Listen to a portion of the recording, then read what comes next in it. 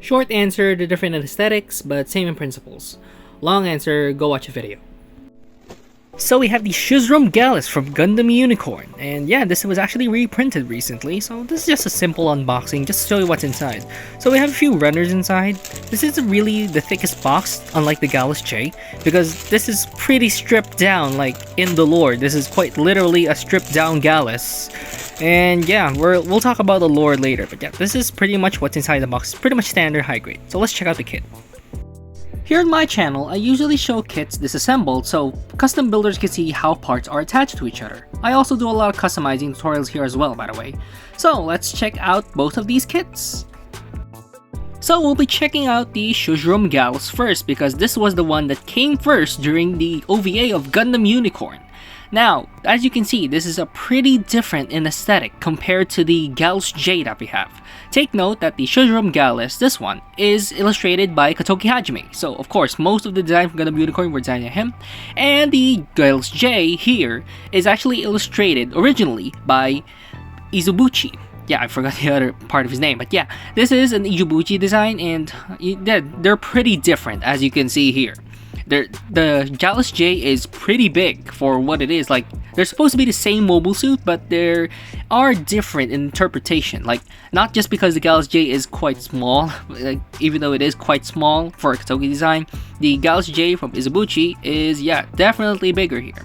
So they're pretty much the same. Like I said, they're pretty much the same in principle, though I do like the Galus J a lot better, probably because of that Yutaka Izubuchi design. So yeah.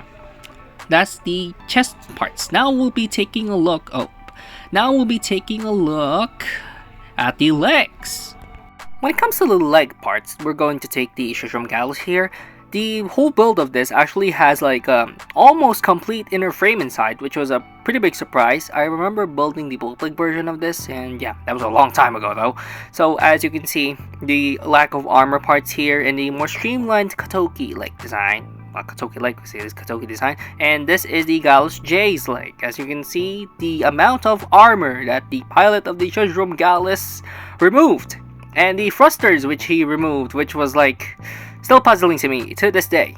But as you can see here, the difference in size too, like not just the design itself, the armor, of course the lack of armor on the Schuzrum Gallus, the size of the feet too, they're pretty different actually.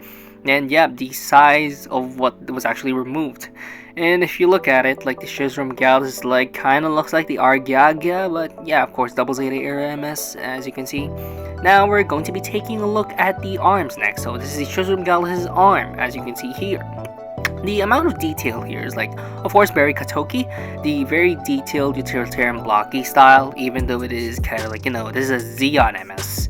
And as you can see, the the Galus J's arm, as you can see right here. Differences. Now we're going to take both left arms because the Schuzrum Gallus does not use the hand that the Galus J has. And the difference is right here, like, yeah, they're pretty much shown to be different in aesthetic, like I keep saying. But when it comes to the, of course, the articulation, like the basic details, they're pretty much the same thing. I'll show you the articulation in a bit. But yeah, it's also funny that the build of these, like how you build the elbows here, they're pretty much the same actually. So yeah, that's the articulation. Like I said, pretty much the same.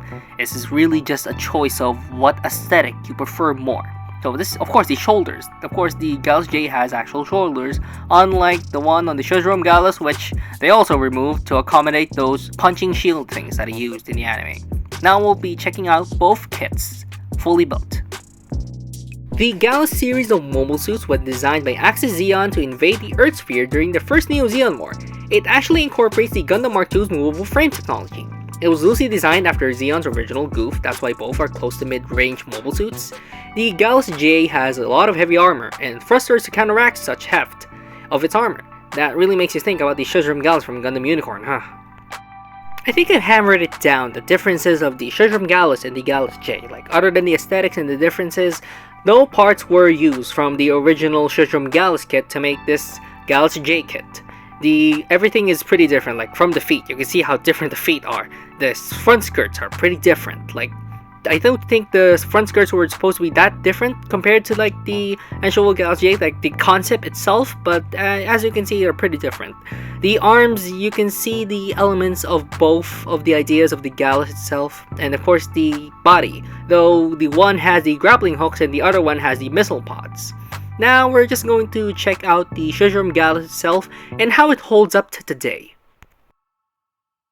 The Schuzrum Gallus, used by a Neo Zeon remnant to fight against the General Revel during Gundam Unicorn, it removed most of the heavy armor and it replaced the missiles with grappling hooks for some reason.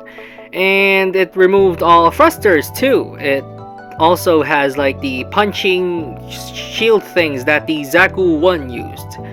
As much as I think the design of the Katoki here is pretty cool, I still get baffled about why this mobile suit deployed as it did. Was it in the middle of repair or something?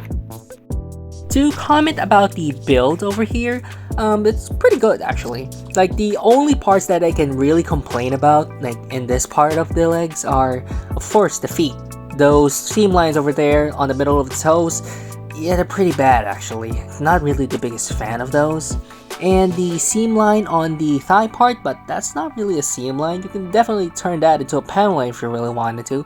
But you can definitely see the knees. They actually have really good knee details over there. And we're going to be checking out the middle part of this build. And you can see that the arms, the detail over there of the pistons in the middle from the Galus J, of course. Of course, the details of the missing sleeve paint markings over there. Yeah, that was standard at the time. And we can see the seam line in the middle there. The waist area is actually pretty good. I honestly prefer this design of the waist. Of course, I just prefer this Katoki style anyway.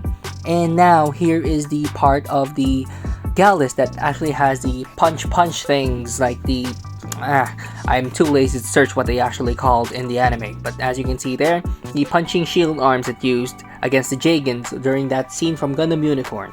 I'm not sure if it was actually general level, I gotta check again, but yeah, as you can see here, it's pretty much what it looks like.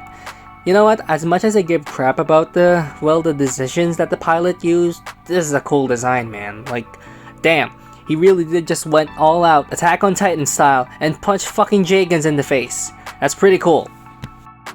Side tangent, it's like kind of weird that they made the Schuzrum Gallus, which was technically like an upgrade from the Galus J, into this as the first representation of the Galus, and then we have the Galus J, which released now, which was supposed to be the original version. But anyways, the articulation of this kit, it's pretty similar to the original Galus, well, the Galus that we have right now actually. Like almost 90 degrees on everything else, but it can definitely put some poses. Like, it doesn't look bad in these poses at all. I do like how it looks, but because of how the design works. But yeah, when it comes to like the differences in articulation compared to what we have with the Galus J, sorry there's no comparison, I forgot to take footage of it, but yeah, not too different actually.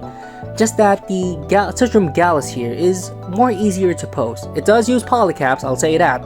Like, I'm not complaining about polycaps, but I will tell you, tighten it up a little bit. It's not the hardest thing to do. You can just put super glue on it, or you can use your favorite joint strengthening solution. But yeah, pretty much. So this is how it's posed in other different poses. The 90s are kind of limiting here, but I do like the posing of this kit actually.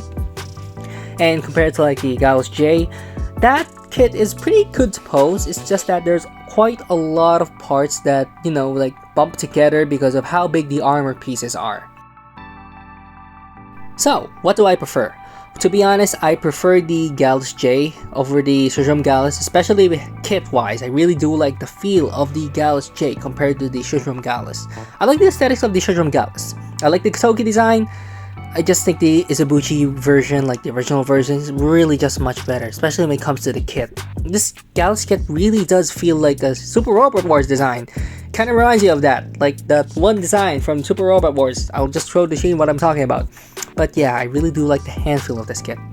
Sorry it's been a while since I've made a review, and sorry about the slow tutorials, but yeah, if you're new here, I do actually have quite a bit of scratch building and customizing tutorials, so feel free to check out my channel after this video. But other than that, thanks for watching. I do appreciate you watching my video over here of the Schuzrum Gallus compared to the original newer Galus J. And I do hope to see you soon, and take care of yourself.